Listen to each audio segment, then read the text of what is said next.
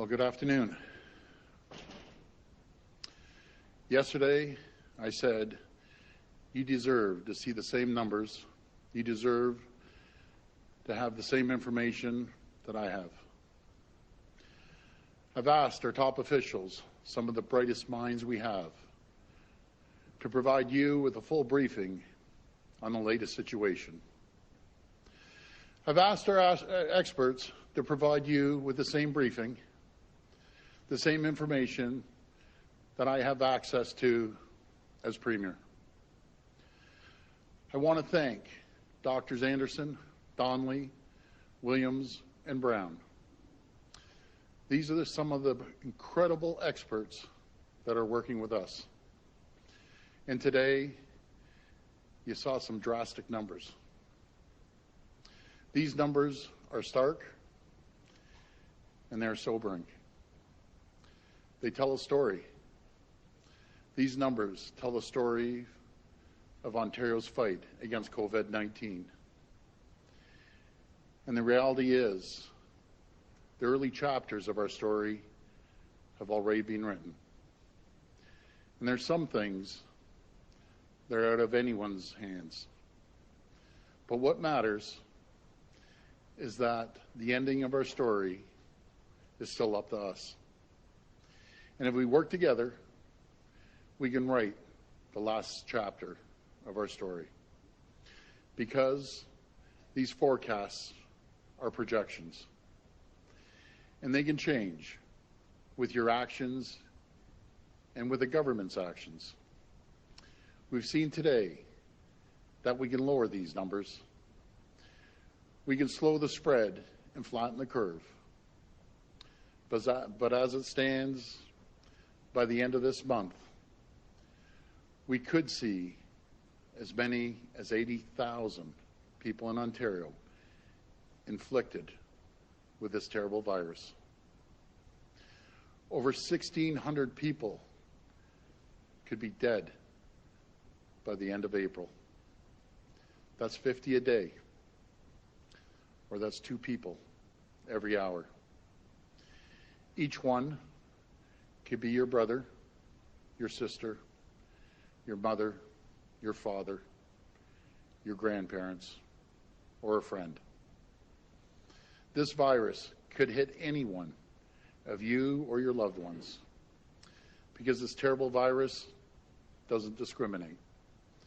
It doesn't care about your race, religion, or creed. It doesn't care about your age. Anyone and everyone is at risk. We all have to ask ourselves, what is the cost of a life? Is a life worth a picnic in a park? Is a life worth going to the beach? Is a life worth having a few cold ones with your buddies in the basement? The answer is no. None of those things is worth as much as a life. So to everyone in Ontario, we need to listen. We need to listen to what the data tells us. We need to take action. We must take these warnings seriously. I can't stress this enough. The situation is extremely serious. And we must recognize that the numbers also show that everything we've done so far, everything we've done together since this started, is working. And thanks to every person out there listening to the advice of our health professionals, staying at home, keeping their distance, and doing what they can to keep this virus contained. The numbers clearly show that we have collectively saved thousands of lives. You have saved thousands of lives. But we also know that we can't stop now. There are 1,600 people out there who need us to do everything we can in the next 30 days to help save them. My government is prepared to take every step possible. And today, I'm asking you to do the same thing. We're moving as quickly as we can and acting immediately as the data changes. And today, we're taking additional steps to flatten the curve. We're announcing the closure of many more sectors of the economy.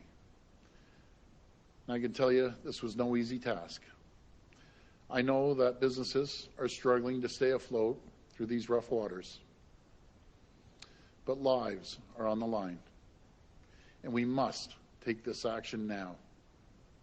Effective Saturday, April the 4th at 11:59 p.m., we'll be directing additional workplaces to close. All industrial construction except critical industrial projects will stop. Only necessary infrastructure projects like hospitals and transportation will continue. No new residential construction will start.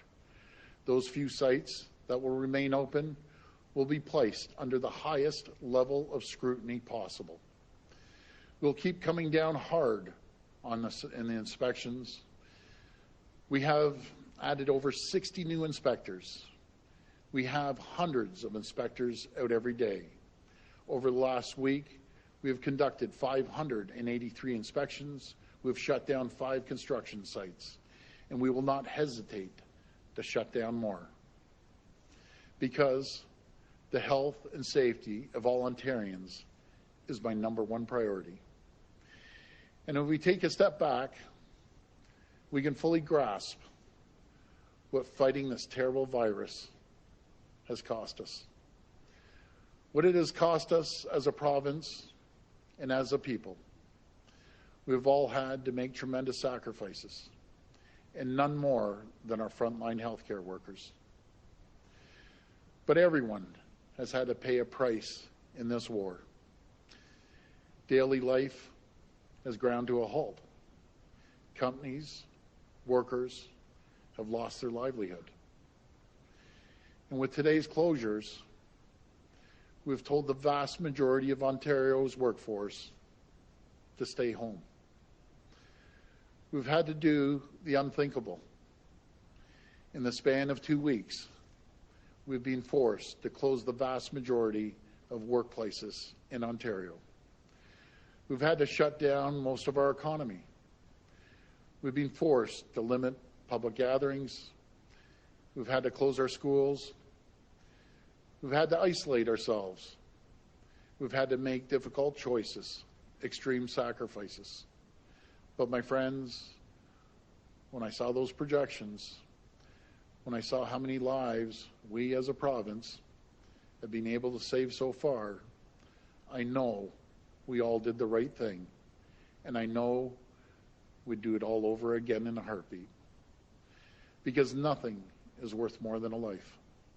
So please, this weekend will be nice outside, and I know it's hard to do. I know how difficult it is, but please stay home.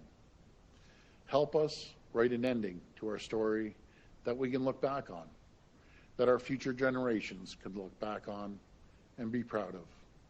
Thank you, and God bless the people of Ontario.